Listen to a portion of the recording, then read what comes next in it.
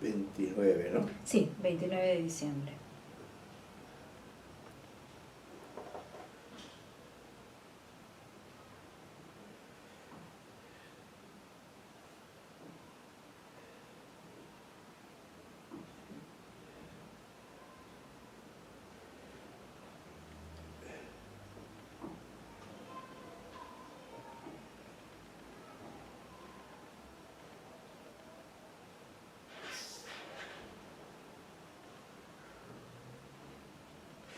Sí. Bueno, muy buenas tardes. Me parece que hay alguien ya en el... No, no hay nadie todavía. Todavía no hay nadie, conectado, ¿no? sí. Sí, bueno, en todo caso vamos calentando motores, como podríamos decir, en nuestro curso de Adelante Santaria. El señor Santaria. Bueno, está por ingresar, nos parece, como mencionábamos, estamos reunidos en este curso de lecturas literarias hispanoamericanas. Curso que, como su nombre lo indica, gira pues alrededor de la lectura de los textos literarios producidos por autores de los más diversos países o regiones, con el único requisito que estén escritos en su versión original en el español. Ese es el requisito. Ese es el sentido con que asumimos el concepto de lo hispanoamericano, aunque puede entenderse también lo hispanoamericano como aquello que se expresa en otras lenguas, lenguas vernáculas, en las lenguas autóctonas, pero por razones, diríamos, de la mayor importancia que sin duda tiene el español en el contexto de las literaturas escritas, de las literaturas modernas, a las cuales nosotros estamos integrados, pues hemos elegido trabajar con textos que están escritos en español, ¿no?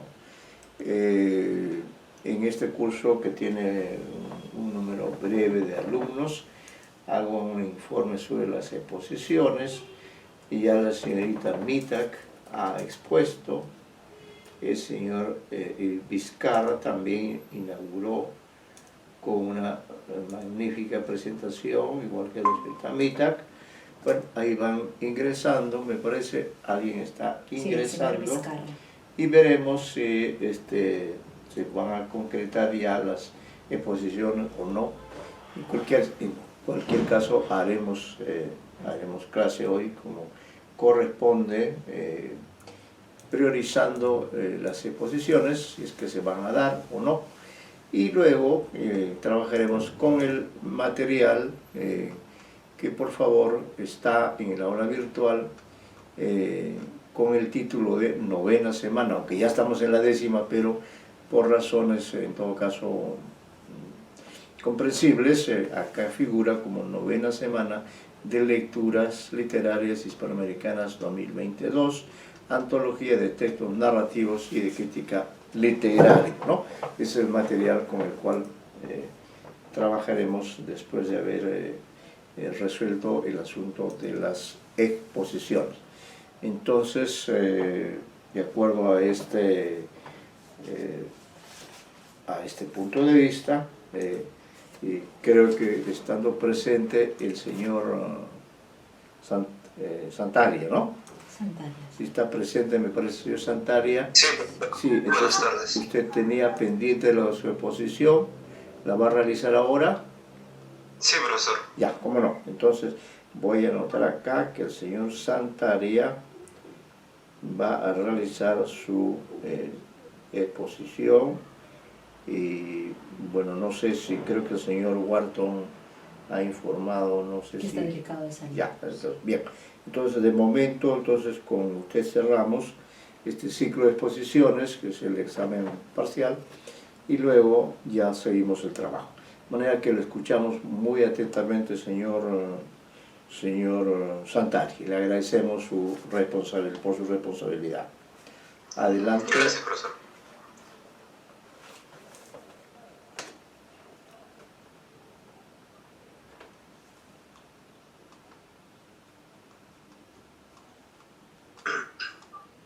Comparación de los poemas Dándose de Gioconda Belli y Reloj de arena de Oscar Hahn.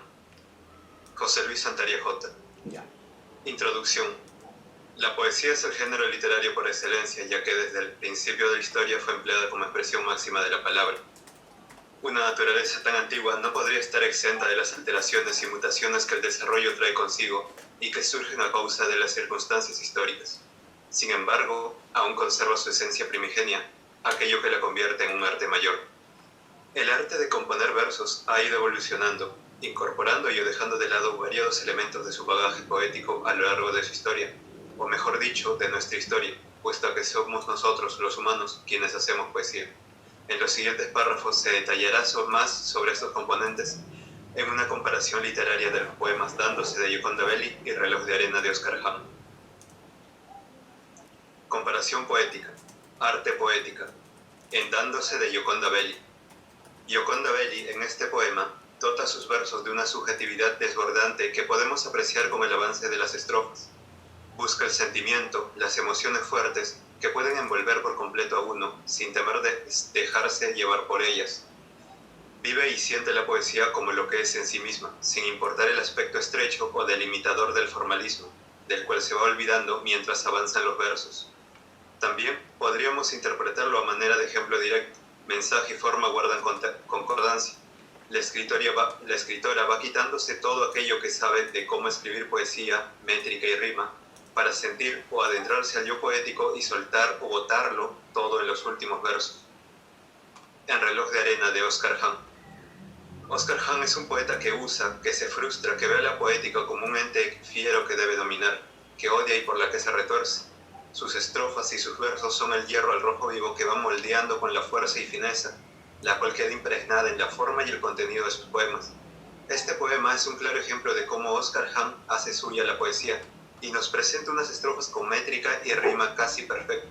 Tanto su contenido y forma mantienen su concepción de arte poética, las cuales somete librándose de su impotencia e ira que lo embarga cuando no le suelta lo que quiere o le engaña con otro poeta, como dice en su poesía Arte Poético, en su poema Arte Poético. Forma poética, en Dándose de Gioconda Belli. Este poema empieza con un intento de terceto, estrofa de 3 versos, generalmente en decasílabos y con rima consonante, 11A, 11B, 11A. Sin embargo, la estructura de esta estrofa, si bien contiene versos de arte mayor y la rima consonante, en la métrica de su primer y segundo verso contiene 11 o 12 y 13 o 12 sílabas poéticas respectivamente, variando de acuerdo a las licencias poéticas que se usen. Mientras que el último verso contiene 10 sílabas métricas exactas. En la siguiente estrofa hay 4 versos de arte mayor, el primero con 19 o 20, el segundo con 17 o 15, el tercero con 13 y el último con 16 o 15 sílabas poéticas. Contiene una rima sonante en el primer par de versos, mas no en el siguiente par. En la última estrofa, Gioconda Belli hace uso de versos de arte menor y mayor, predominando este último en toda la estrofa y el poema entero. Esta estrofa carece de rima, pero no de cierta musicalidad. Gioconda Belli, poeta nicaragüense, hace un gran uso de las dicotomías en este poema. Esto se puede apreciar en los primeros 3 versos de la segunda estrofa. Despojarnos y desnudarnos para revestirnos, así como en los versos 1, 2 y 4 de la última estrofa. Deshaciéndonos para sustituirlo y compartir, continuando con los versos 6, 7, 9 y 10. Que nos alimenta y mientras nos damos para vomitarnos y nuevamente darnos completamente, finalizando con los 2 últimos versos, de morir para abonar la tierra que de nuevo alimentará nuestras raíces. Por lo ya expuesto, considero que la antítesis, oposición entre 2 ideas o fin de conseguir una expresión más eficaz, es la figura retórica primordial en este poema. No obstante, otra figura retórica constante es la anáfora, repetición rítmica de determinados sonidos o palabras al principio de un verso, que se puede distinguir en los versos 1 y 4, escribir, para, 2, 5 y 6, para, 13 y 19, que, 14 y 15, mientras, 16 y 18, de. En líneas generales y visto de manera holística, el poema va sufriendo de una gradación. Empieza con un cierto tinte formalista, queriendo tener métrica cuadrada y rima consonante, que pese a ello poco a poco va desapareciendo este formalismo hasta volverse en verso libre por completo. Como opinión propia, considero que es parte del tema del poema el que influye en esto. La poeta cada vez se deja llevar más por el sentimiento de escribir y va omitiendo la rigidez de la métrica y la rima que va a desembocar en el verso libre. En Reloj de arena de Óscar Hahn. El poeta chileno Óscar Hahn hace uso del cervantesio, 4 versos de arte mayor que riman alternadamente, y el pareado, 2 versos que riman en este poema. El cervantesio, con una rima consonante casi en su totalidad, es usado en las 3 primeras estrofas, las cuales podrían ser endecasílabas o dodecasílabas, según las licencias poéticas que se usen. El pareado con rima consonante es usado en la última estrofa, siendo esta endecasílaba. Si bien esto último podría hacernos pensar que el poema entero es endecasílabo, como consideración estética propia, sostengo que las 3 primeras estrofas de 4 versos cada uno, dándose un total de 12 versos, son dodecasílabas, no solo por buscar coincidencia numérica, también porque este poema nos habla, nos transforma en un reloj de arena, pero reloj al final, y me pongo a reflexionar sobre qué reloj carece de un 2, número que delimita nuestro día y nuestros relojes, que vemos en nuestras muñecas, en nuestras paredes, que nos cambia de AM a PM.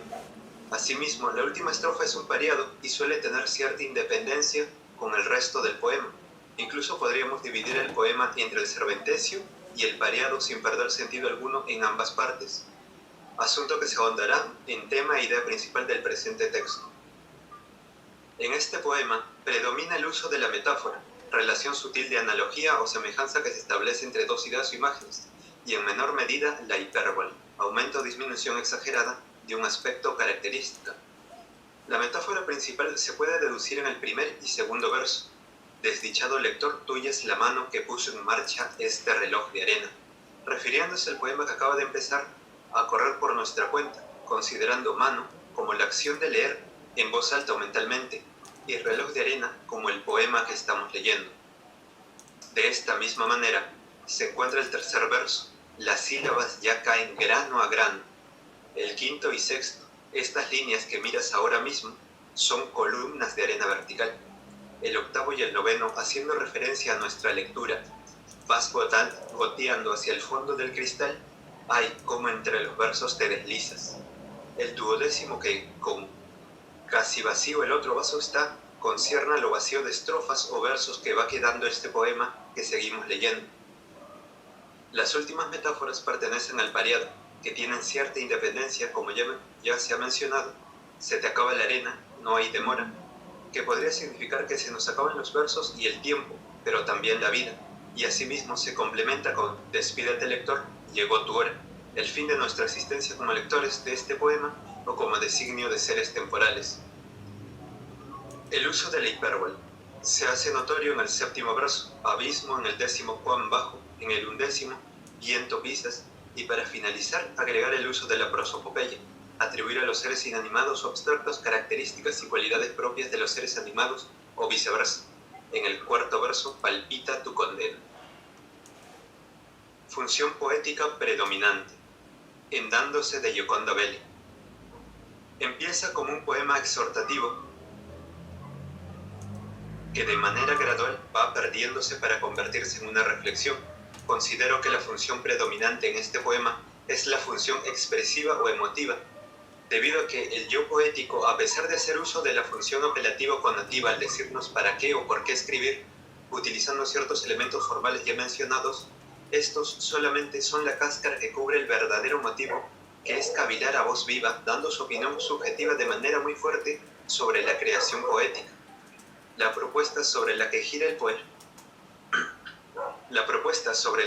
poema es la de sacarnos, despojarnos, desnudarnos, deshacernos de todas las emociones, los sentimientos, los estados de ánimo que poseemos para captar, revestir, sustituir con el de los personajes y ese mundo que creamos como escritores, en los cuales a veces nos reflejamos, compartiendo, dando aquellos sentimientos.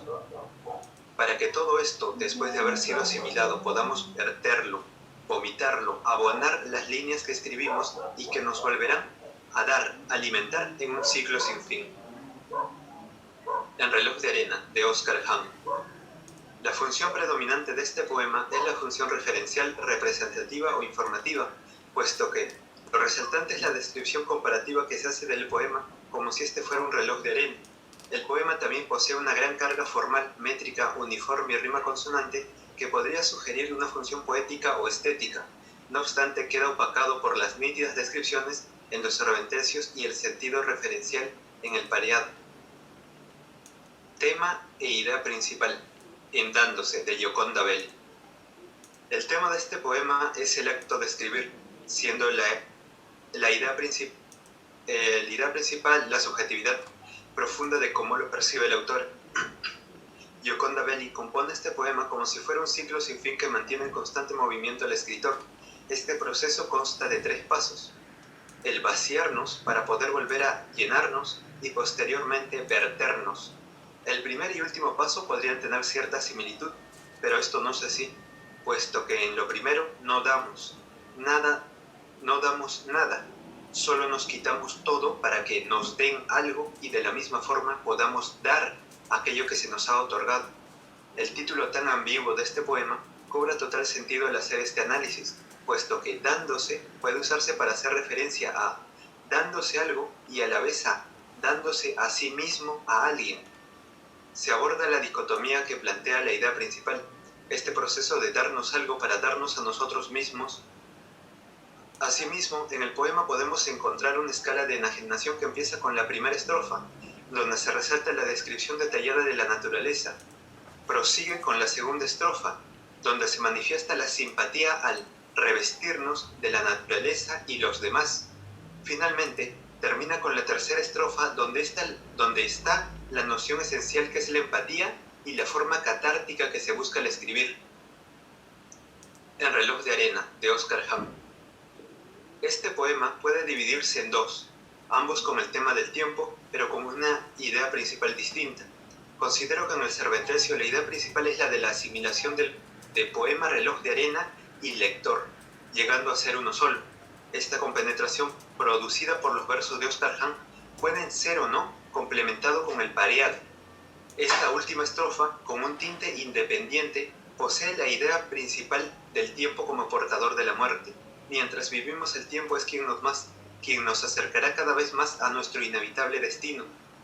Por último, cabe mencionar el uso de la alienación o transformación poética del poema, así como la contradicción entre lo fugaz, efímero, pasajero, temporal, que son los granos de arena cayendo de vaso en vaso, y a la vez lo eterno y duradero que será este artilugio cada vez que se le vuelva a dar la vuelta.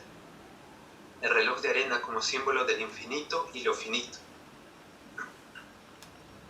Interpretación personal. Hendándose, de Gioconda Belli. Mi interpretación sobre este poema es que es una poesía muy consecuente porque su desarrollo va de la mano con lo que transmite. Hay cierta purificación en lo que se expresa, desnudarse, quedando libre de todo lo que poseemos o pensamos para volverse a vestir, para recibir, para darnos, como dice el título del poema, toda la naturaleza inerte, y no solo eso, también para poder meternos en la piel, en los zapatos del otro, de la pareja que inspira ternura sin saberlo, dándonos todos esos sentimientos y darlos como propios, mientras nos damos, con el fin, con la necesidad de vomitarnos, de darnos completamente en nuestros textos. Como últimas acotaciones mencionaré 3 elementos que me parecieron resaltantes. Lo primero es la postura de Gioconda Belli, escribir y nada más, sin tener preocupaciones, distracciones, sin pensar en ninguna otra cosa, desconectándonos de todo e incluso de nosotros mismos, así como lo hacemos al dormir.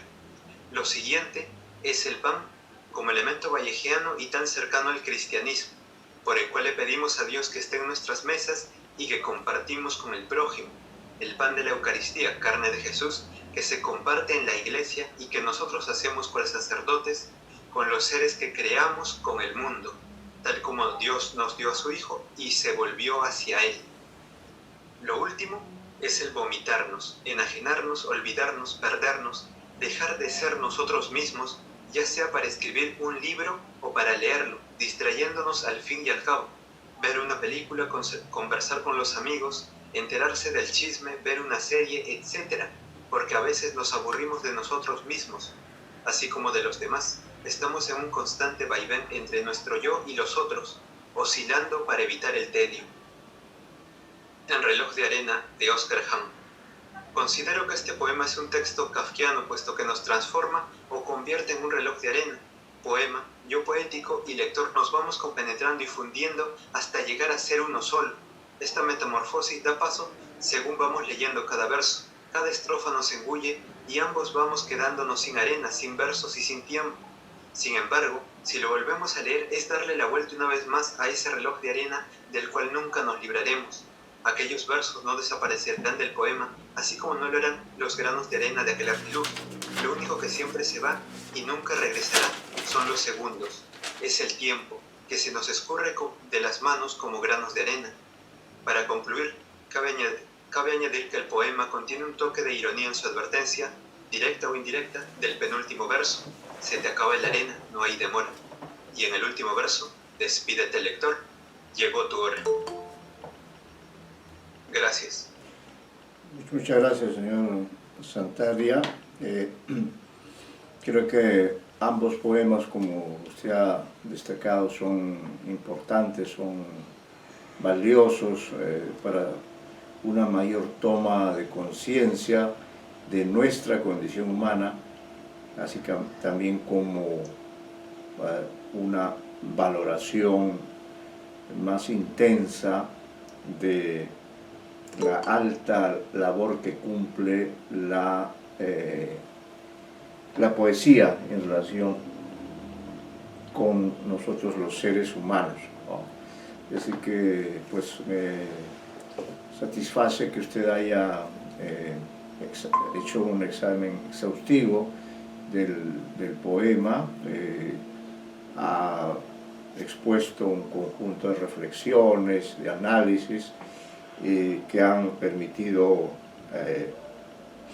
resaltar los diferentes valores temáticos y expresivos que tienen estos dos textos de dos autores netamente hispanoamericanos, como son Oscar Hahn, que está considerado uno de los grandes poetas del siglo XX, incluso el XXI, es un autor que está todavía produciendo literatura de alta calidad, y en su caso además Oscar Hahn es un extraordinario crítico literario, es un escritor también con una gran capacidad de análisis, y esto lo vamos a ver próximamente. Hay un libro valioso de él que se llama Magias de la Escritura, ¿no? Y en Magia de la Escritura es donde Oscar Hahn analiza magistralmente a diferentes autores hispanoamericanos, Jorge Luis Borges, Carlos Germán Belli, Pablo Neruda, etc., ¿no? Entonces, creo que para nosotros que definitivamente tenemos que ser expertos, especialistas en nuestras letras, creo que este acercamiento que hemos tenido tiene ese propósito, ¿no?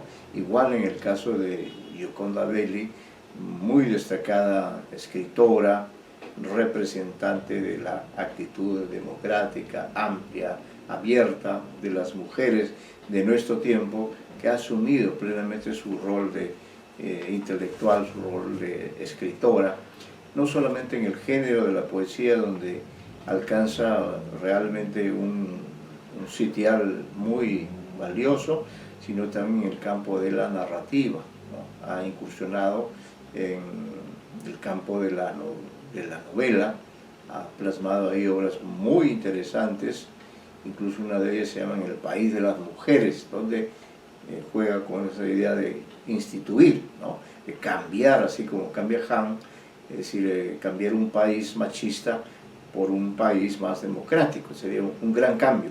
Ese es el gran cambio que creo que está pendiente en nuestro tiempo, en nuestra temporalidad de todos los seres humanos. Yo creo que esa es la potencia de la metáfora de Oscar Hahn, que todos tenemos nuestro reloj de arena, a todos nos llega la hora, ¿no? Pero creo que hay que entender eso en un sentido positivo, es decir, a usted le tocó ahora exponer, argumentar, y lo ha hecho con solvencia, lo ha hecho como debe hacerlo un especialista, y yo celebro particularmente esa voluntad, esa capacidad que ha demostrado para ser un lector creativo, un lector consistente en su propuesta, de que ha sabido resaltar pues, los valores encerrados en estos dos textos. Y cada lectura, cada análisis que realizamos nos enriquece. Ese es el sentido que le damos a esta tarea de permanente lectura de textos. Muchas gracias. Creo que ha ingresado también la señorita Mita, me parece. Bueno, seguimos después de haber... creo que el único que está pendiente de exponer es el señor Wharton, pero por razones de salud, no se ha comunicado con nosotros, pero no ha estado todavía en condiciones de asistir y exponer. Un alumno que ha asistido constantemente, lamentamos que pase por una situación así de incertidumbre, pero estamos confiados en que él estará con nosotros pronto. Le damos un saludo desde aquí, desde nuestra aula. Bueno, para continuar el trabajo de lectura constante con ustedes, hemos preparado este material que creo que ya les dije, el título es Novena Semana de Lectura Literaria Hispanoamericanas, Antología de Textos Narrativos y de Crítica Literaria, ¿no? Dice novena, aunque en realidad estamos ahora 29 de diciembre de 2020 y estamos ya en la 10ª semana de clases, ¿no? Esta es también una antología de textos narrativos, y ya que hemos estado trabajando principalmente con textos poéticos, ahora vamos a hacerlo con textos narrativos. Y la mecánica va a ser en esa misma línea de lectura, interpretación, análisis, diálogo, intertextualidad. Podemos utilizar las categorías que se han mencionado antes, si también en estos textos hay arte poética, si también hay formas que destacar, que son ya las formas narrativas, principalmente la del cuento breve o muy breve, como vamos a tener la oportunidad de ver. He preparado una brevísima introducción que la leo para simplemente recordar nuestra misión, nuestra tarea, nuestro trabajo cotidiano en el curso, ¿no? Decimos aquí, con el objetivo reiterado de familiarizar a los estudiantes de literatura con la sana e indispensable labor de leer, de releer, de analizar, de hacer exégesis, de recurrir a la intertextualidad y al contexto que nos rodea, a fin de que no se olviden que hay que estar formado e informado para preguntar, responder, aportar y recurrir a la imaginación, a la intuición y a su propia experiencia personal y a la de su país. Les ofrecemos una nueva selección de textos para que fortalezcan su potencial creativo y crítico. Por eso dice, leamos y trabajemos con la mente abierta, con las ideas dando vueltas, con el reloj y con las palabras exactas para intervenir una y otra vez, ¿no? Antes de ingresar a la primera lectura, quisiera presentar al escritor del que hemos elegido, me parece más de un texto, ¿no? En esta parte del curso vamos a trabajar con textos narrativos. Principalmente vamos a trabajar con textos breves, ¿no? Con textos que son fácilmente asimilables, que por tanto permiten casi de inmediato una respuesta, un análisis, una reflexión o una actitud de diálogo, porque para nosotros, y creo que también para ustedes, la literatura es sobre todo comunicación. De ahí nuestra insistencia en analizarla desde ese punto de vista reflexivo, analítico, también crítico, ¿no? Bueno, el primer autor que figura en esta antología, señor Santaria, ubicó el material, ¿no?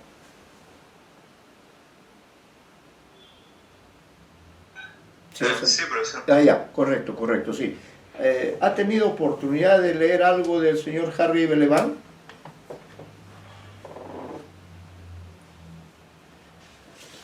No, profesor, disculpe. Ya, bueno, creo que es un autor importante dentro de la literatura peruana, tanto en su condición de autor, de creador de textos literarios, como en su condición de crítico, de analista, de investigador. Es decir, es un escritor completo, diríamos yo, desde ese punto de vista. Es un lector, escritor, o viceversa, como querramos, pero creo que en ese orden, porque todos ingresamos a la literatura, salimos de ella, como ustedes que entran y salen del aula virtual. Igual ocurre con la literatura. La literatura es un mundo abierto, y como es un mundo abierto, es un mundo al cual yo ingreso y permanezco allí durante el tiempo que dura la clase o durante el tiempo que dura la lectura que estoy haciendo. Ahora estamos dentro de ese mundo, dentro de ese universo del aula virtual, y estamos brindando información acerca de los autores de los cuales hemos seleccionado estas lecturas narrativas principalmente para hacernos también expertos en este tipo de análisis, en este tipo de textos, ¿no? Y el primer autor, repito, es un autor peruano, ¿no? Peruano, aunque por su nombre, por sus apellidos, parece extranjero, porque en realidad él se llama Harry es un nombre del inglés, Belaban, creo que es un apellido francés, y su segundo apellido es McBride, ¿no? De manera que desde el punto de vista de su nombre y sus apellidos, Harry Belaban McBride es un gringo, como además lo dice Mario Vargas Llosa en el prólogo al primer libro que publicó, al primer libro de cuentos que publicó Harry Belaban. Que de todas maneras, como vamos a ir trabajando con él, no tengo a la mano ese libro, pero sí lo voy a traer. Ese es el primer libro de cuentos que publicó, se llama Esperando detrás de la puerta. Es un libro de cuentos elaborado por Harry Belaban McBride, que por su nombre y sus apellidos parece un gringo, y sí es un gringo, pero es un gringo bien peruano y bien cordial, y me precio de conocerlo, de ser su amigo y de estar convencido cada vez más que sí es un hombre que ha hecho y hace y sigue haciendo, porque está en plena actividad. Él está trabajando como creador y como crítico. Actualmente está al frente del Instituto Raúl Porra Barrenechea, institución a la que deben ustedes asistir, porque hay muchas actividades, aún en estos tiempos de la pandemia, en que todo es virtual. El instituto sigue trabajando, ¿no? Y el doctor Harry Belaban McBride, sanmarquino como nosotros, como ustedes, ¿no? Es una persona muy valiosa, y por eso hemos elegido de él algunos textos, el primero de los cuales es Los círculos concéntricos, ¿no? Entre los libros importantes, para que ustedes lo conozcan, tengan la oportunidad de incorporar a este autor dentro de su bagaje de estudiantes especializados de literatura. Acá muestro, por ejemplo, un texto valiosísimo, y sobre el cual voy a hablar algunos momentos, porque creo que así ustedes van a apreciar mejor al autor y al texto que hemos seleccionado. Sabemos que la literatura peruana es principalmente realista, ha tendido hacia el realismo, aunque el realismo también es ficción, finalmente, ¿no? Toda la literatura es ficcional, pero en todo caso, diríamos, un autor como Ricardo Palma, por ejemplo, para la elaboración de sus tradiciones, se basaba en hechos de la realidad, en personajes, escribió tradiciones sobre el general José de San Martín, o sobre Simón Bolívar, o sobre Manuelita Sáenz, es decir, sobre personajes históricos, o sobre Francisco de Carvajal, el demonio de los Andes, en fin, sobre Francisco Pizarro, etcétera, etcétera, ¿no? Entonces, predomina en la literatura peruana en general, no solo en la poesía, sino también en el cuento, en la novela, ¿no? Son los principales géneros en los que se crea literatura. Existe una cierta predominancia, ¿no?, de lo que podríamos llamar la literatura realista, que dicho sea de paso, no es fácil de distinguir de lo que solemos llamar la literatura fantástica. Creo que en esa disyuntiva entre el realismo y la fantasía, Harry Belaiván ha optado por la literatura de corte fantástico. Le gusta la fantasía, le gusta la imaginación, y por eso es que publicó ya hace bastantes años, aquí tengo a la mano, fíjese, un libro publicado hace más de 4 décadas, es un libro publicado además por San Marcos, el año 1977. Este libro deben ustedes tenerlo, deben adquirirlo, porque es una antología del cuento fantástico peruano, ¿no? Entonces eso ya nos habla de su preferencia por la literatura fantástica, y este es un libro que él nos dedicó hace algún tiempo, este libro agotado en homenaje a nuestra amistad, ¿no? Es un saludo cariñoso en una oportunidad especial.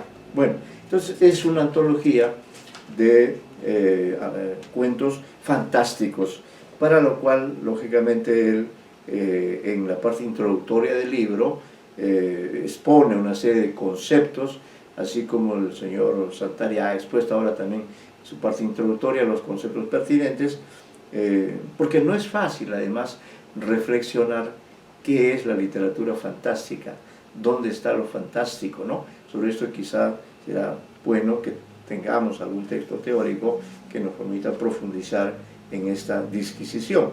Y quizá ese libro puede ser este libro de Harry Belaiván, que tiene un prólogo simpático. Él es una persona muy creativa, muy carismática, muy dialogante, y aquí veo que entonces efectivamente vamos a tratar de que ustedes puedan disponer, en todo caso, ¿sí? Merece realmente, me parece que las páginas que él dedica a la literatura fantástica son páginas realmente valiosas, porque más él domina varios idiomas. Él es un peruano neto, ¿no? Su padre también lo era, ¿no?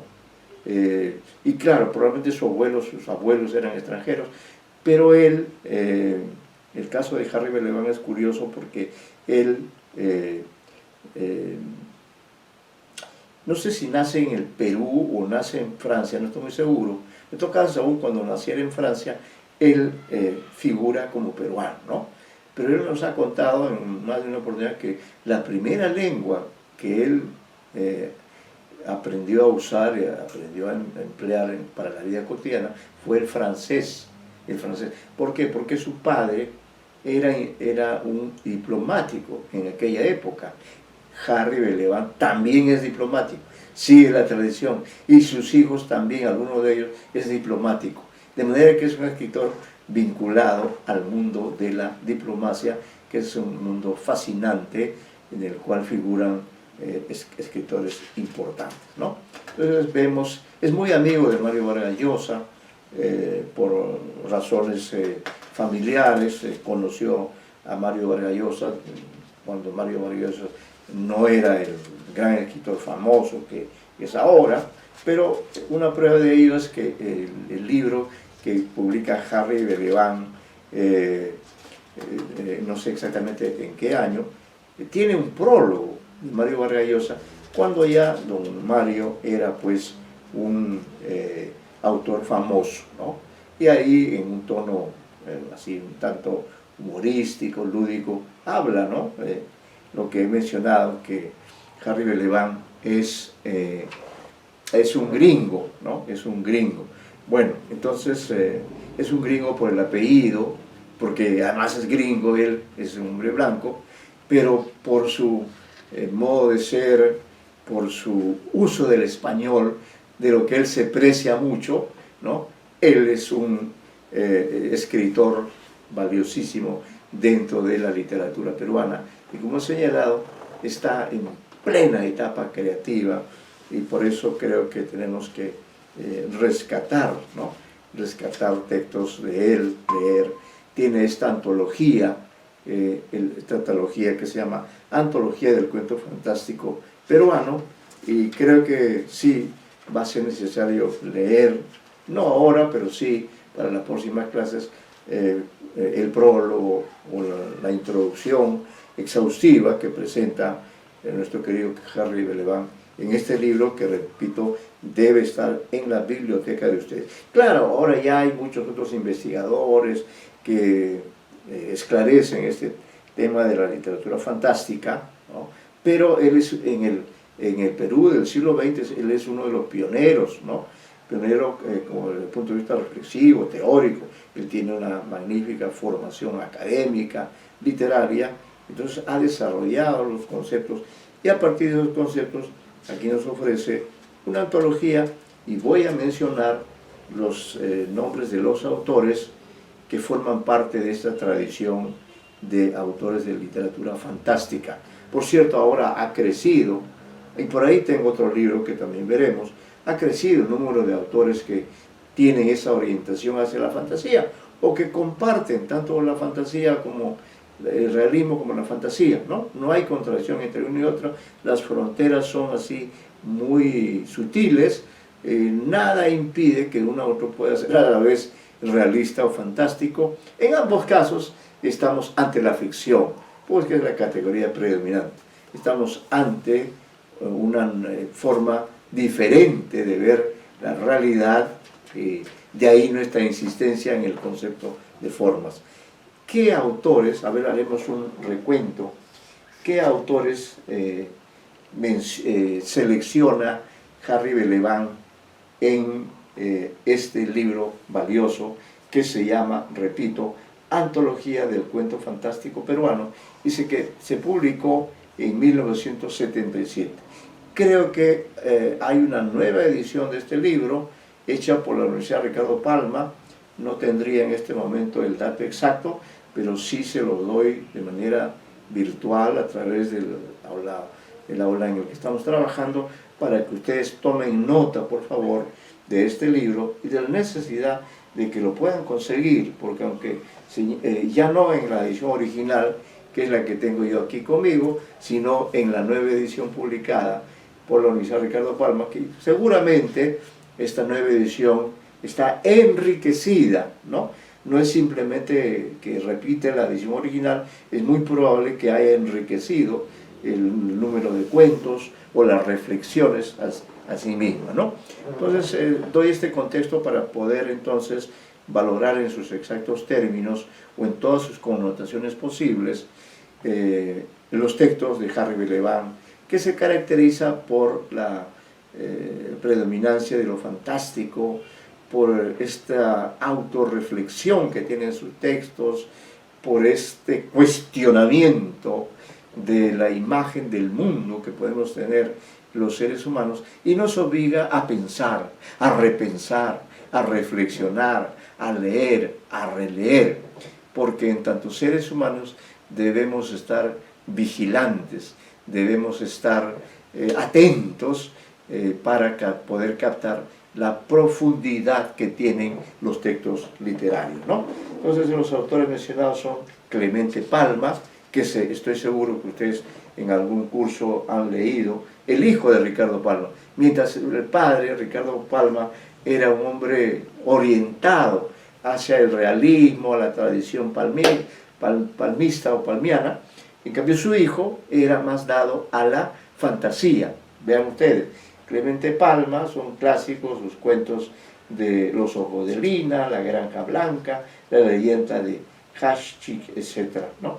También está aquí antologado como autor fantástico, curiosamente, Enrique López Albújar, que por otra parte en sus cuentos andinos se muestra como un autor realista, ¿no? En esa época se le decía indigenista. Ahora ya casi ni se usa el término indigenista, se molestan por ahí los nuevos teóricos. Ahora se habla de narrativa andina, en general, ¿no? Vean cómo los conceptos también van cambiando. Entonces está un cuento de Enrique López Albújar que se llama Una posesión judicial, porque no olvidemos que López Albújar era, además de escritor, era abogado, y llegó a ser incluso juez, ¿no? Un destacado juez, probablemente llegó a la Corte Suprema, estuvo antes en la Corte Superior, él era piurano, pero vivió en Lima, probablemente estudió en San Marcos, es más que seguro, estuvo en Huánuco, en fin, un hombre viajero también, y que vivió casi hasta los 100 años, ¿no? Recuerdo que él falleció, si no me equivoco, el año 1966. Vean ustedes la cantidad de años, ¿no? Y él había nacido en el siglo anterior, no en el 20, sino en el 19. Y bueno, falleció a esta edad, pero ha dejado una obra importante. Igualmente también, sí, acá está, 1872 a 1965. Bueno, 65-66. Luego, Ventura García Calderón, también un hombre que nace en el 19 y vive gran parte de su vida en el siglo XX. Abraham Valdelomar, ¿no? Que tiene una vida breve, de 1888 a 1919. Murió a los 31 años, ya sabemos, de manera trágica. De él pone, por ejemplo, Los ojos de Judas y Phyllis de Solatrix Verité, ¿no? Textos fantásticos. Luego César Vallejo, acá están sus dos cuentos, Más allá de la vida y la muerte y Teoría de la reputación. Luego Carlota Caraballo de Núñez, El pájaro dorado o La mujer que vivía bajo el árbol del pan. Vean, ya desde el título es alusivo a lo fantástico, ¿no? El pájaro dorado o La mujer que vivía bajo el árbol del pan. De hecho, no existe un árbol del pan, pero ya, según Carlota, este árbol existe y ahí vivía una mujer. Luego María Tellería Solari, ¿no? Rescata a esta autora que nació en 1926, ¿no? Luego también está Felipe Buendía, otro autor que también se orientaba a la fantasía. Julio Ramón Ribeiro, también con algunos textos como Doblaje, Reader y el Pisapapeles, Los Jacarandá. Efectivamente, Ribeiro también tiene principalmente una literatura realista, pero también tiene textos fantásticos. Y su realismo es un realismo así, dado a lo fantástico. Y lo fantástico dado a lo realista, porque él, según su poética, un autor debía proceder así. Él dice, si el cuento es realista, debe tratar de parecer que es fantástico. Y si es fantástico, debe simular que tiene muchos elementos realistas. Esa es su teoría que nos parece válida, ¿no? José Adolf que es uno de los autores que está siendo reivindicado, diríamos así. Hay estudiosos que han vuelto a editar sus textos. José Adolf, pedimos que tomen en cuenta a él. Luego, nuestro querido gran escritor Eduardo González Viaña, ¿no? Está en plena actividad, cuyo texto es acá Muertes y Resurrecciones de Santiago y el Viejo, ¿no? Vamos a leer algunos de esos textos. Y también el propio Harry Belaban, ¿ve? Él también se incluye, ¿no? Que con dos textos en la propia antología. Entonces él se reconoce como autor fantástico y se incluye como el último de esta relación de aproximadamente unos 10 escritores, pero ahora seguramente superan los 20 o 30. Bueno, luego tiene también cuentos de bolsillo. Cuentos de bolsillo que son cuentos breves. Es de este libro, pues tiene otros libros de cuentos, es de este libro que hemos tomado este texto que se llama Los círculos concéntricos, ¿no? Ahí está en la referencia, vámonos hacia el texto.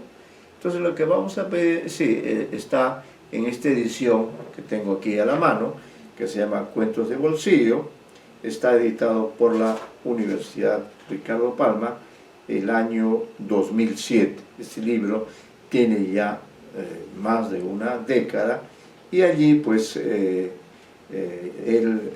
incluye una cantidad de cuentos breves, porque esa es otra de sus características, no siempre, ¿no? Pero en general él prefiere la brevedad. Y otro detalle es que él hace muchos juegos de palabras, juegos de conceptos, le gusta lo lúdico, ¿no? Todos sabemos, por ejemplo, que hay un cuento que, perdón, hay una famosa novela, a ver si me ayudan, hay una obra que se llama El retrato de Dorian Gray. Les pregunto, ¿han leído ustedes esa obra? El retrato de Dorian Gray. Los alumnos que están presentes. ¿Está presente la señorita Mitak? Sí, está presente. Sí, ¿no? Está presente, sí.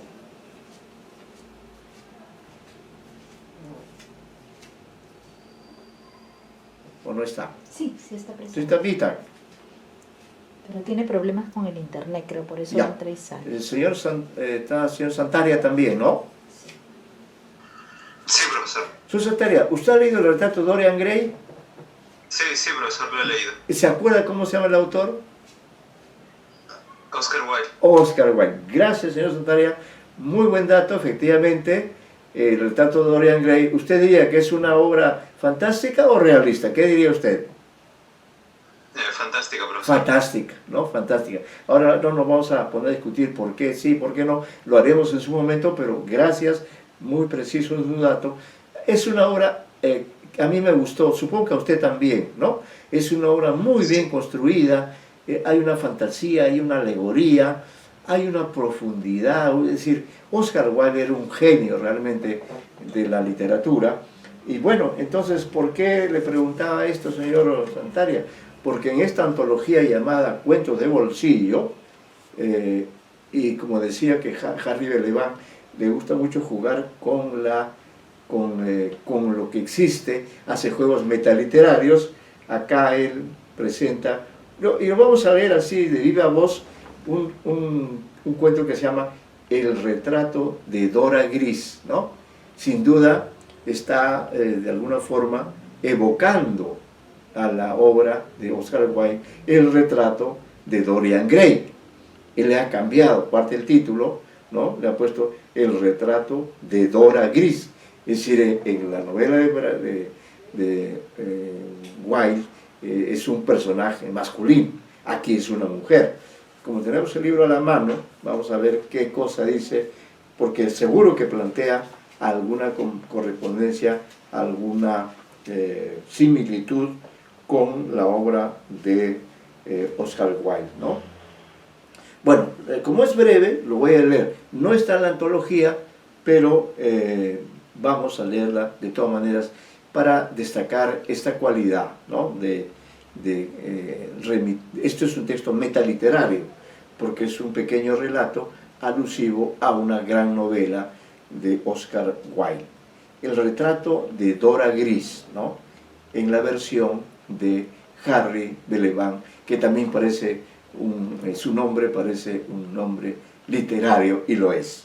Bueno, dice, ella creyó que 50 años, medio siglo, no habían pasado en vano y que todo había sido borrado de la memoria por el tiempo.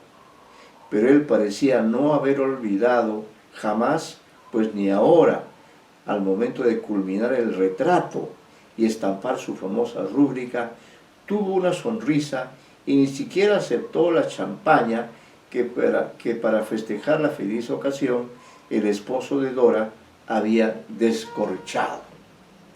El retrato era en verdad espléndido. El maestro la había dibujado de cuerpo entero en todo su dulce, gallarda y apacible ancianidad, una digna matrona de la más rancia sociedad, como las que ya no se ven, ni menos aún se perennizan en óleos de tamaño natural. Más tarde, hijos, nietos y hasta bisnietos se hicieron presentes en la mansión para la magna ceremonia de entronizar el cuadro en un lugar escogido de la galería de retratos de la estirpe familiar. Y por suerte que así fue, porque esa madrugada fallecía su entusiasta y amoroso esposo, último sobreviviente del linaje que amasó la fortuna original de los Gris, ese es su apellido, los Gris, no Grey sino Gris. Dora se impuso un luto cerrado en memoria de su difunto marido, aislándose por completo de la vida mundana y hasta de la familiar, pues por mucho tiempo permaneció encerrada, sin hablar ni con la servidumbre, hasta aquella mañana cuando decidió vestirse y salir perfumada y acicalada a recorrer de nuevo sus espaciosos jardines privados. Fue entonces que recordó el óleo que le habían entregado hacía tanto tiempo, horas antes de la muerte de su esposo. Regresó entusiasta a la finca y ordenó al mayordomo abrir la galería, pero al mirar su lienzo quedó petrificada. Era ella, sí, pero jovencita, el rostro lozano, aunque vestida con andrajos, exactamente con los mismos harapos mugrientos que tenía cuando más de medio siglo antes había abandonado a su primer esposo, un miserable artista empeñado en solo pintar y no trabajar como ella se lo recriminaba, y se había amancebado con su furtivo pretendiente, un joven adinerado que la galanteaba en secreto. Un coágulo al cerebro la fulminó en ese instante, y en ese mismo instante, pero sin saber por qué, un renombrado artista decidió colgar para siempre los pinceles, sintiendo que su misión como pintor había culminado, ¿no? Entonces, efectivamente, este texto dialoga con el texto de Oscar Wilde, ¿no? Porque allí también hay esta visión del retrato con el cual se confronta el personaje retratado, y ahí hay una sorpresa porque el tiempo ha hecho su labor de transformación del retrato y ha presentado una decadencia temporal que no se esperaban ni el personaje White ni este personaje femenino del cuento de nuestro querido amigo Harry Belaban.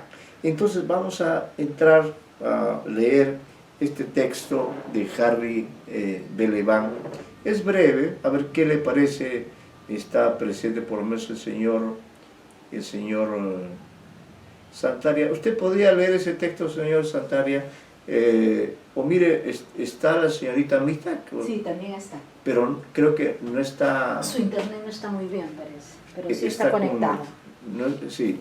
Está el señor Santaria, está la señorita Mitak y está el señor Vizcarra. Ah, también está el señor Vizcarra. Sí, también está.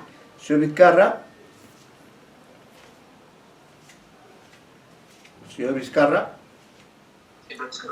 Buenas noches. Buenas noches, sí. Un favor grande. Tiene el material a la mano, ¿no? Sí, profesor. Ya. Señor Santaria. Sí, profesor. Ya. Entonces vamos a hacer aquí lo siguiente. Vamos a participar los tres. Claro, al margen de la cuestión del sexo, vamos a recrear, y yo voy a ser el narrador, ¿no? Y luego ustedes se van a alternar por la mayor parte del breve texto. Es un diálogo entre estos dos personajes, pero de pronto al final casi reaparece el narrador, es decir, la voz que yo voy a encarnar. Vamos a leer este texto insólito y luego ya ustedes, que son expertos comentaristas de textos, pues harán sus análisis respectivos a ver qué les sugiere, qué les evoca, está dentro de la fantasía, está dentro de la realidad, etcétera, qué sugiere a ustedes, dos lectores. Bueno, comienzo yo y luego el señor Vizcarra es el que pregunta, ¿ya? Usted va a ser, a darle la voz suya a la entrevistadora. Ya sabemos que es una cuestión de formalidad, y quien contesta,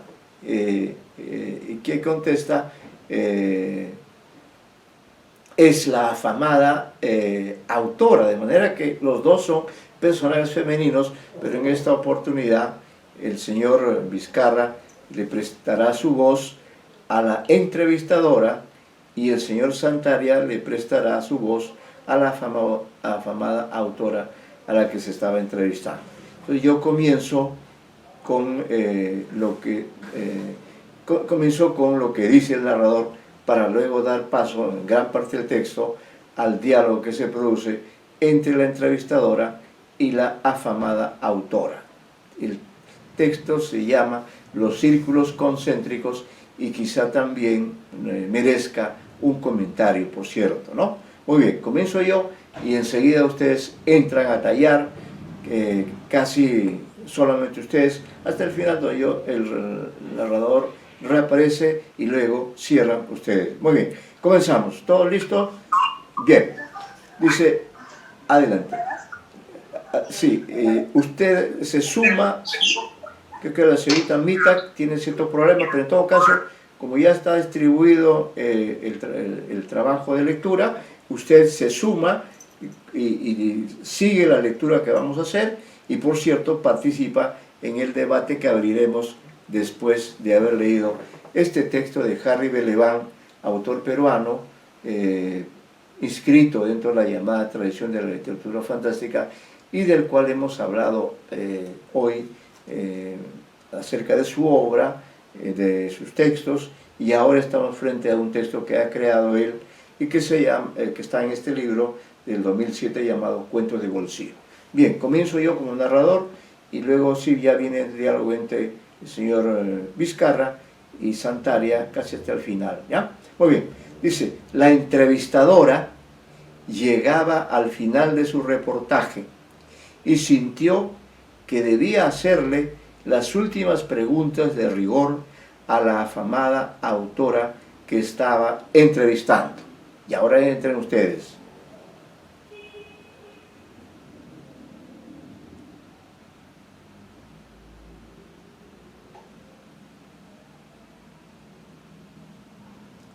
A ver, entren ustedes. Yo ya hice la presentación, ¿ya? La repito para que ustedes continúen. Dice, la entrevistadora llegaba al final de su reportaje y sintió que debía hacerle las últimas preguntas de rigor a la afamada autora que estaba entrevistando. Ahí está. ¿Qué está haciendo ahora? Santaria. Hablando con usted. Sigan. No, me refiero a qué cosa está escribiendo ahora. Un cuento. ¿Y cómo se llama? La entrevistadora. ¿Y de qué trata? De una entrevistadora que le pregunta a una afamada autora que qué está haciendo ahora, y la entrevistada le responde que estoy hablando con usted.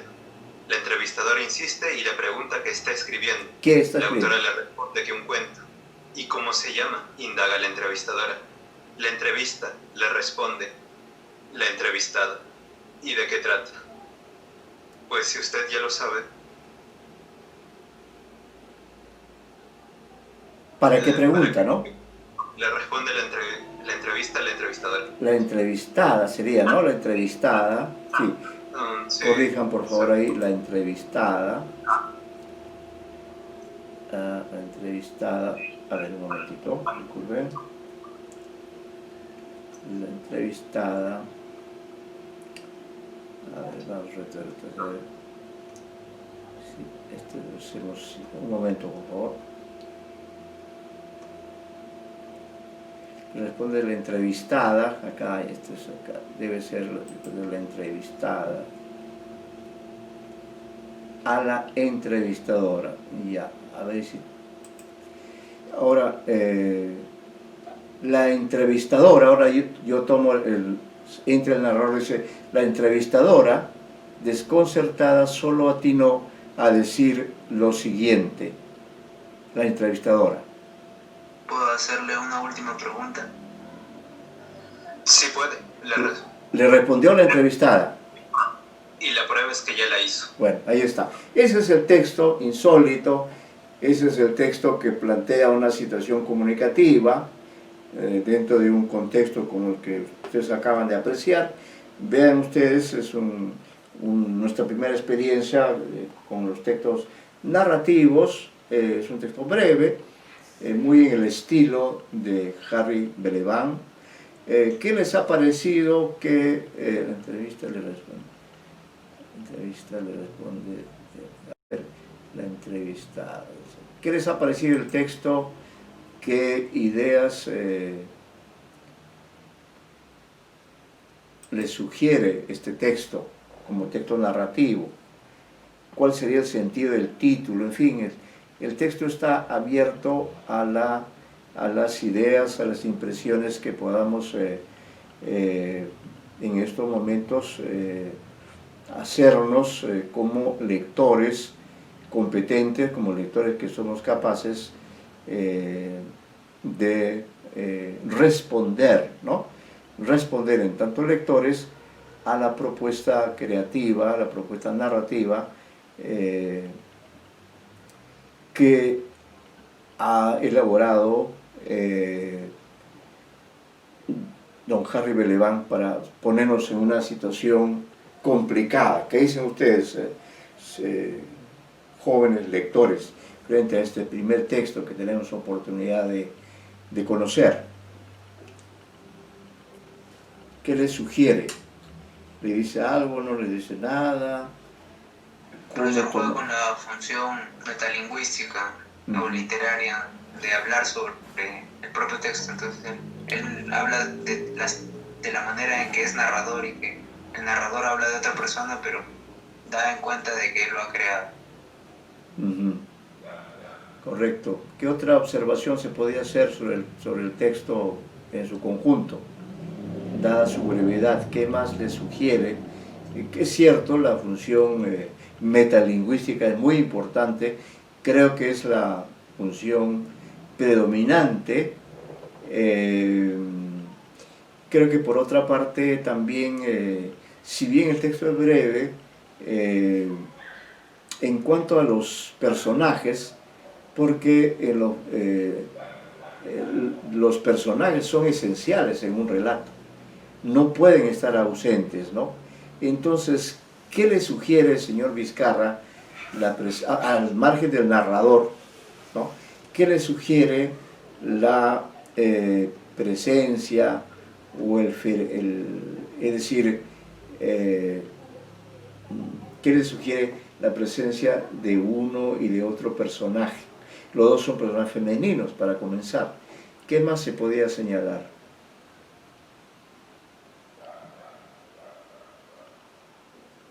La separación, justamente para el autor, Harry Belaban, se separe de su texto ficcional, pues es el hecho de usar a mujeres. En ese sentido ya se alejó y ya es ficción lo que escribe. Correcto. Y en cuanto, digamos, a los mundos que de alguna forma, a los pequeños o grandes mundos que están representados en el relato, podríamos, para dar nosotros un pequeño alcance, podríamos señalar que este texto se ubica, pone en relación a personajes de dos mundos, ¿no? Uno, el mundo del periodismo, mundo encarnado por la entrevistadora, que es solo un nombre, ¿no? Aunque actúa, no tiene nombre, pero actúa porque es un actor, es un personaje. La entrevistadora es del mundo del periodismo y la afamada autora es del mundo de la literatura, ¿no? Del mundo de la literatura, afamada autora. Entonces, a nivel de personajes, lo que se destaca no es tanto la individualidad, sino los roles que están desempeñando ambos personajes, que son llamados, que son reconocidas ambas, las dos son mujeres, como decía, como subrayaba el señor Vizcarra, y de ellas se habla solo en tanto sus roles, se omiten los nombres para privilegiar, diríamos, el empleo de sus respectivos roles reconocidos socialmente, ¿no? Y esto también implica de alguna forma una jerarquía, porque la entrevistadora es solo eso, ¿no? Y me da la impresión que la afamada autora quiere subrayar eso, quiere subrayar su superioridad con respecto a la entrevistadora, ¿no? Y lo hace empleando la ironía, lo hace empleando, como creo que decía, no sé si era el señor Santaria o el señor Vizcarra, lo hace empleando la función metalingüística y le ponen aprietos a la entrevistadora, ¿no? Que quizá hasta ese momento, hasta esa situación, ha hecho un uso mecánico, un uso así espontáneo de su rol de entrevistadora, y quizá por primera vez alguien, esta autora, que tiene una conciencia metalingüística muy compleja, ha puesto en evidencia que hay un doble plano aquí, ¿no? El plano de lo, podríamos decir, el plano de lo real y el plano de lo fantástico, o en fin, no sé cómo ven ustedes por ese lado. Creo que ese texto tiene también esa connotación. Está construido en base a la confluencia de dos mundos que en la realidad, como en la fantasía, se comunican. Es usual, además, la situación, ¿no? La situación de diálogo. La técnica predominante es la técnica del diálogo, es un diálogo fluido, pero es un diálogo al mismo tiempo con un propósito de cuestionamiento, con un propósito de evidenciar la perplejidad, ¿no?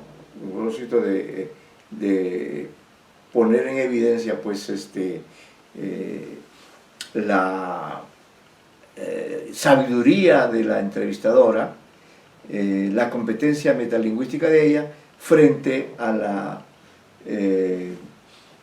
diríamos, experiencia escasa que tiene la entrevistadora. ¿Alguna vez, por ejemplo, por X circunstancias, les ha ocurrido una situación así? ¿Ustedes han participado de alguna reunión, quizá en algún curso o en alguna otra circunstancia? ¿Les ha ocurrido algo así como ocurre en este caso? ¿Alguna vez han fungido? Bueno, esto también me hace recordar que Abraham Valdelomar emplea también esta técnica, ¿no? Observen, además, miren este detalle. La entrevistadora, dice el narrador, ¿no? Es un narrador omnisciente, dice, la entrevistadora llegaba al final de su reportaje, ¿no? Y aquí ya tendríamos para discutir sobre el concepto mismo de reportaje, que desde una perspectiva profesional básica, mejor dicho, aquí reportaje está entendida en su acepción de entrevista. Pero si hablamos con un periodista especializado, él nos va a decir que el reportaje es muy diferente de la entrevista, porque también dentro del mundo del periodismo hay géneros periodísticos, ¿no? Entonces, la entrevista es eso, la entrevista es el ir y venir de preguntas y respuestas. Eso es lo que caracteriza, por ejemplo, a César Hildebrand, es eminentemente un periodista, ¿no? Claro, muy complicado como periodista, como entrevistador, pero eso fue Hildebrand en la televisión, en la radio, y tiene hasta ahora su periódico, ¿no? Y entonces ese aspecto es importante porque, repito, aquí el narrador está empleando el término reportaje como sinónimo de entrevista, ¿no? Por eso dice, y sintió que debía hacerle las últimas preguntas de rigor a la afamada autora que estaba entrevistando, ¿no? Y ahí viene también la ambigüedad, ¿no? La ambigüedad del enunciado. Dice, ¿qué está haciendo ahora? ¿No? Pregunta la entrevistadora con el candor, ¿no? Hablando con usted, ¿no? Ahí entra a tallar ya la función metalingüística. La afamada autora, recurriendo a su dominio de la escena, le dice, hablando con usted. Y es cierto, ¿no? Es cierto. Entonces ahí reacciona la entrevistadora y dice, no, me refiero a qué cosa está escribiendo ahora, ¿no? ¿Qué cosa está escribiendo ahora? Un cuento, ¿no? Le contesta así, con parquedad. ¿Y cómo se llama? La entrevistadora, otra vez la alusión, ¿no? Ese diálogo que hay entre la situación presente y ese cuento, ¿no? Es como un metacuento. ¿Y cómo se llama? La entrevistadora. ¿Y de qué trata? Y ahí resume lo que están viviendo las dos, ¿no? Dice, de una entrevistadora que le pregunta a una afamada autora, vean cómo ella se llama a sí misma así, ¿no? Que ese doble que sí está bien, ¿no? A una afamada autora que, ¿qué está haciendo ahora? Y la entrevistada le responde que estoy hablando con usted, ¿no? Y ahí el uso de la tercera y la segunda persona. Y la entrevistada le responde que estoy hablando con usted. La entrevistadora insiste y le pregunta qué está escribiendo. La autora le responde que es un cuento. ¿Y cómo se llama? Indaga la entrevistadora. La entrevista, le responde la entrevistada. ¿Y de qué trata? Pues si usted ya lo sabe, ¿para qué pregunta? Le responde la entrevistada a la entrevistadora. La entrevistadora, desconcertada, solo atinó a decir lo siguiente: ¿puedo hacerle una última pregunta? Sí puede, le respondió la entrevistada. Y la prueba es que ya la hizo, ¿no? Ya la hizo, ahí está. Entonces ese es un texto insólito, un tanto kafkiano, ¿no? Un tanto absurdo, un texto metaliterario en el cual la intención de la entrevistadora va por un lado, ¿no? Va por el lado convencional, tradicional, ¿no? O en todo caso que corresponde a su función de periodista, que es la entrevistar, y por el otro lado la intención de la afamada autora, que es la de poner en evidencia, ¿no?, esta situación metalingüística, este juego con las palabras, ¿no? Eso es, digamos, como ejercicio de creación, creo que tiene una validez, ¿no? Una validez. Muy bien, quizá quieren agregar algún comentario. Ustedes escriben cuentos, ustedes hacen análisis de cuentos. ¿Cuál sería su alguna otra idea que les sugiere este texto de nuestro querido amigo Harry Belaban? ¿Algún otro comentario que quieran agregar?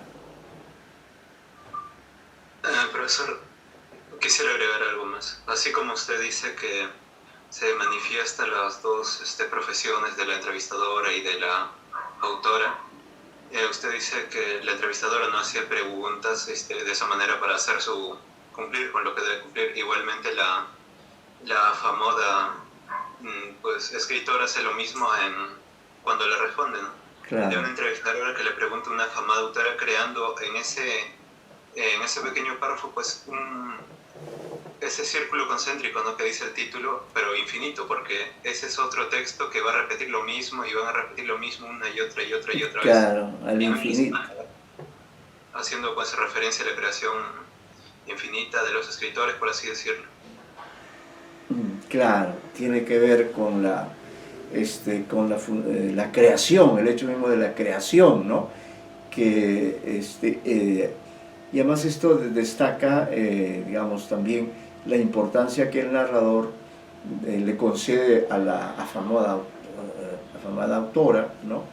Y que ella da cuenta, sintetiza dentro de este texto reiterativo, concéntrico, sintetiza, ¿no?, en la intervención más extensa, y dice, y de una entrevistadora que le pregunta a una amada autora que qué está haciendo ahora, y la entrevistada le responde que estoy hablando con usted. La entrevistadora insiste y le pregunta qué está escribiendo, la autora le responde que un cuento. ¿Y cómo se llama?, indaga la entrevistadora. La entrevista le responde, la entrevista, comillas, el uso de las comillas también es importante, le responde la entrevistada. ¿Y de qué trata? Debe estar en otro renglón, por favor, ¿ya? Ahí esa pequeña errata que se me ha pasado. Dice, ¿y de qué trata? Esa es otra intervención de la entrevistadora. Entonces, pues si usted ya lo sabe, ¿para qué pregunta?, le responde la entrevistada a la entrevistadora, ¿no? Luego dice la entrevistadora desconcertada, solo atinó a decir lo siguiente. ¿Puedo hacerle una última pregunta? Sí puede, le responde la entrevistada. Y la prueba es que ya la hice. Bueno, estos juegos metaliterarios o metalingüísticos también se dan en la vida cotidiana, ¿no? ¿Alguno de ustedes recuerda una situación así de carácter metalingüístico, así parecido a esto? ¿Alguna vez ha ocurrido? Profesor, sí. Claro, ¿no? ¿Me escucha? Tengo también que decirle que lo que el compañero llama a la creación infinita del escritor puede ser la esencia de todo el lenguaje, ¿no? El lenguaje en sí es la esencia de lo que nos hace hombres. Ajá. Y entonces una de sus tantas funciones pues es la poética, claro, la función poética que se usa propia en la literatura. Claro. Entonces, al darse cuenta de ese contexto del escritor sobre esa situación, está haciendo literatura, ¿no? Entonces la literatura es lo esencial, el círculo concéntrico viene a ser la esencia del lenguaje, el lenguaje en sí, ¿no? Y la expresión o la función que le demos, ahí va la esencialidad, ¿no? También, por ejemplo, este texto se puede tomar como un simple cansancio del autor ante su entrevista. Claro. Por medio única le dice ¿de qué está escribiendo? Como para no responderle. Pero le está respondiendo. Sería una función del lenguaje. Sí. Sería una de las tantas funciones del lenguaje y que al final se redondea en el texto del autor en sí, ¿no?, de Harry Belafonte, como la función poética literaria, ¿no? Claro. Hay varias funciones periodísticas que todos tienen la misma esencia que es la literatura. Sí, todos remiten a la literatura de diferentes formas, ¿no? Hay una pluralidad de niveles de significación que tiene este verbo. Ahora vamos a continuar. De momento hemos solamente tomado ese texto de don Harry Belafonte, pero quizá en una siguiente entrega vamos a tomar otro más para que ustedes puedan familiarizarse. Pero ahora quiero presentarles, y quizá con esto podemos iniciar y terminar la clase y continuar el jueves con esta antología, pero quiero presentarles también brevemente a este escritor, José María Merino. Es probable que no lo conozcan, es probable, ¿no?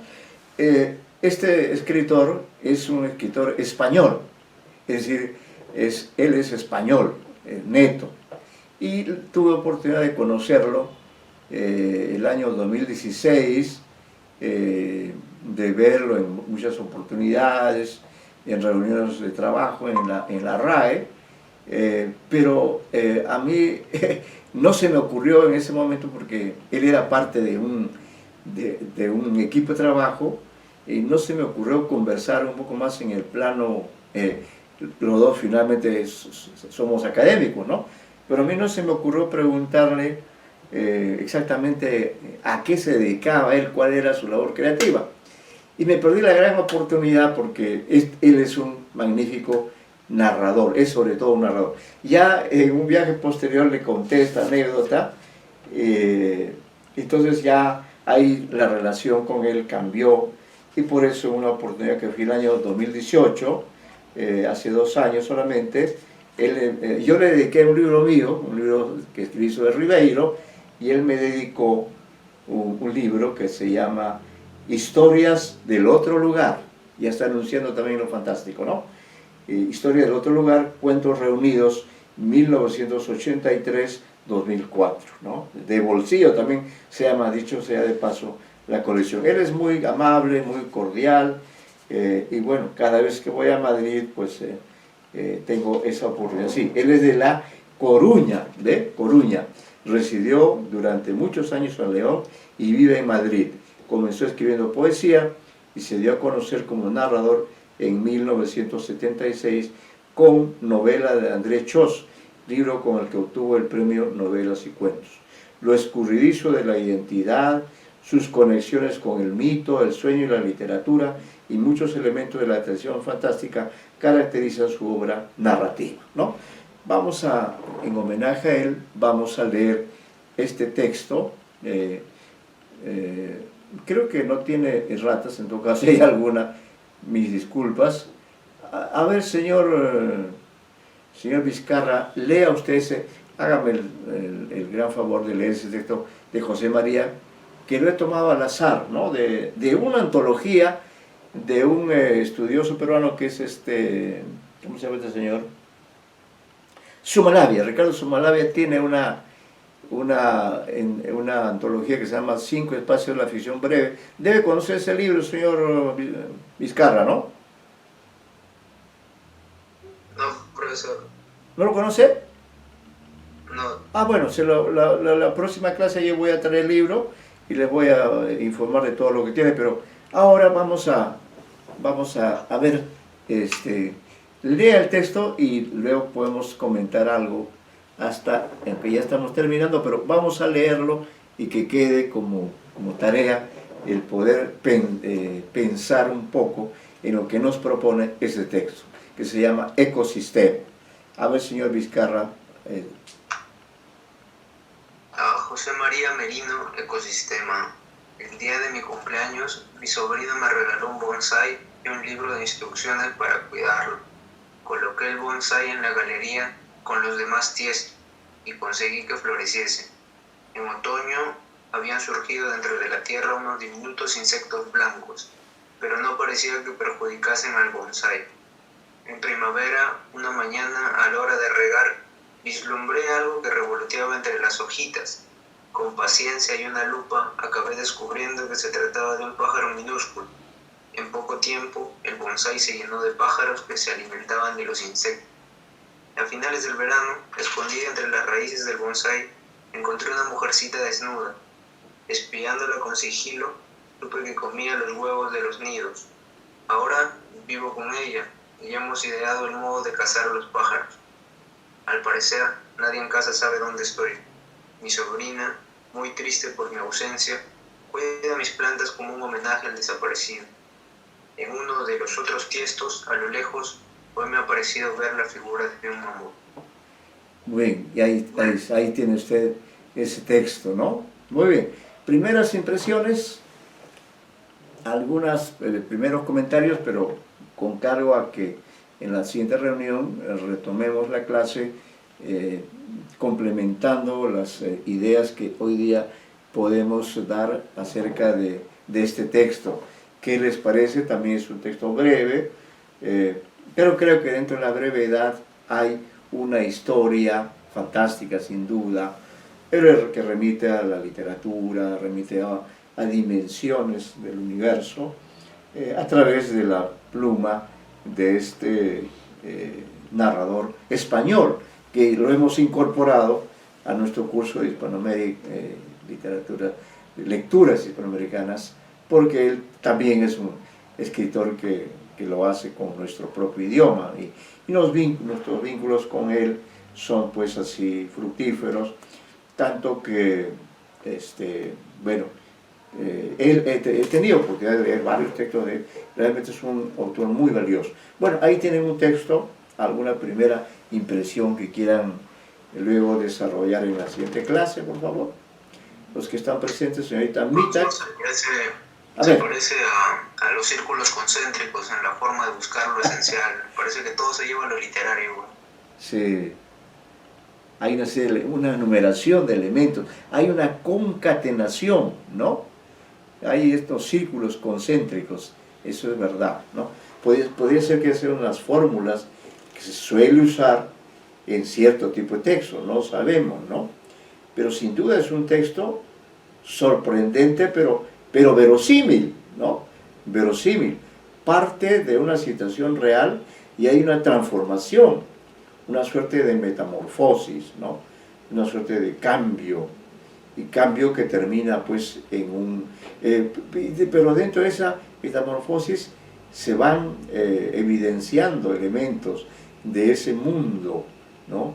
De ese mundo especial al cual se ha introducido a consecuencia del azar este personaje que recibió el regalo de mano de su sobrina, de este pequeño bonsái, y de pronto él se ha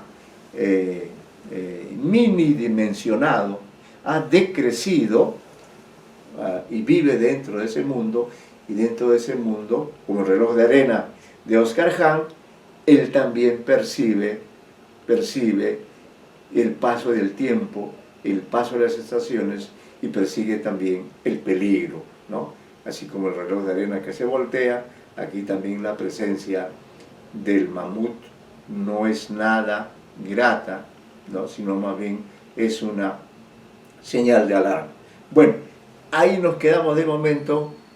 Creo que este texto, por favor, plantea más lecturas, así que los invito a, en la próxima clase, a trabajar algunas ideas acerca de nuestro querido escritor español, don José María Merino. Este es un homenaje a él desde nuestra cátedra del curso de lecturas literarias hispanoamericanas.